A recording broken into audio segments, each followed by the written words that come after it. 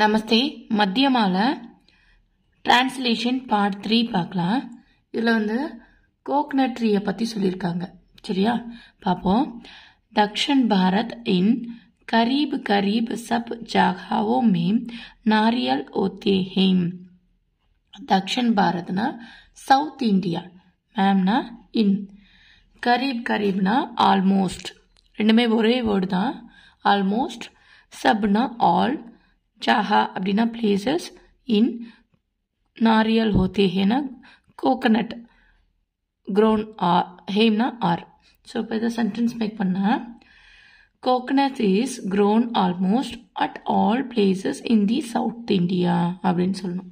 Coconut தான் subject, or verb, almost all places in the South India ன்னு சொல்லணும். Second line பாருங்க. नारियल के पेड़ लगने के लिए मध्यम आयु के पेड़ के फलों को काट कर लाते हैं. नारियल का पेड़ ना कोकोनट ट्री, लगने के लिए ना टू प्लांटेड, टू नடுறதுக்கு. மத்தியம் ஆயு அப்படின்னா மிடில் ஏஜ், மத்தியம்னா மிடில் ஏஜ், ஆயுனா ஏஜ், கே பேடு மிடில் ஏஜ் இருக்கிற அந்த ட்ரீயுடைய ஃப்ரூட்ஸ், பழம்னா ஃப்ரூட்ஸு, को काट कर लाती हैं, அதை brought இல்லையா, brought பண்ணி கொண்டு வராங்க சொல்றாங்க. The plant, the slapping of the coconut is brought from the fruit of middle-aged tree.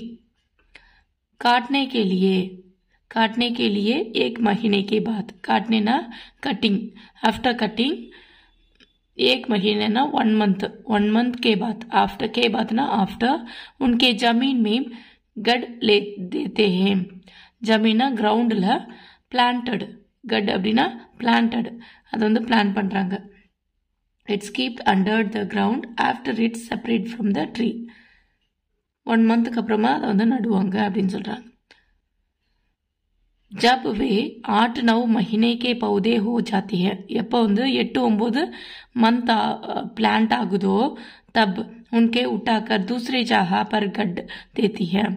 அதை பிக் பண்ணி, அதை பிடுங்கி அதர் பிளேசஸ்ல பிளான்டட் எய்ம்னா ஆர், அதர் பிளேசஸ்ல என்ன பண்ணுவாங்க, பிளான்ட் பண்ணுவாங்க.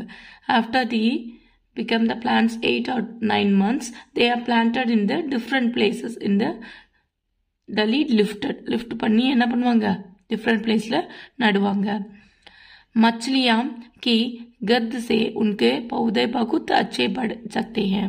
மச்சலியாம்னா ஃபிஷ் உடைய அந்த உரம் இருக்கு இல்லையா, அந்த மேனூர் சொல்லுவாங்க இங்கிலீஷ்ல, தமிழ்ல உரம் கத். ஃபிஷ் உடைய உரத்தை உன்கே பௌதே பகுத் அச்சே பட் சக்தி है, அது போடும்போது என்ன பண்ணுவாங்க, பகுத் அச்சேனா வெரி வெல் பட் சக்தி है க்ரோ, அந்த செடி என்ன பண்ணுவோம், நல்லா வளரும் அப்படின்னு சொல்றாங்க. அதனால தான் கடல் கரையிலலாம் நிறைய கோகனட் ட்ரீ வளருது போல. अगर अच्छी गद दी जाए तो नारियल का पेड़ 5 से वर्ष में ही फल देने लगता है. अगर ना once अच्छी गद ही ना गुड मैनर, குட் அந்த மேன்வர் அப்படின்னா உரம், நல்ல உரம் கொடுத்தா, दी जाए கொடுத்தால், दो नारियल का पेड़ कोकोनट ट्री 5 or 6 years, வருஷனா இயர்ஸ், फल देने लगता है, ஹீல்டு கொடுக்கும். ஃபல்னா பலன் கொடுக்கும்னு சொல்லுவோம் இல்லையா, ஹீல்டை கொடுக்கும். ஸோ கோகனட்ல அந்த செடியில் வளரும், 5-6 வருஷத்துலேயே கோகனட் வரும்.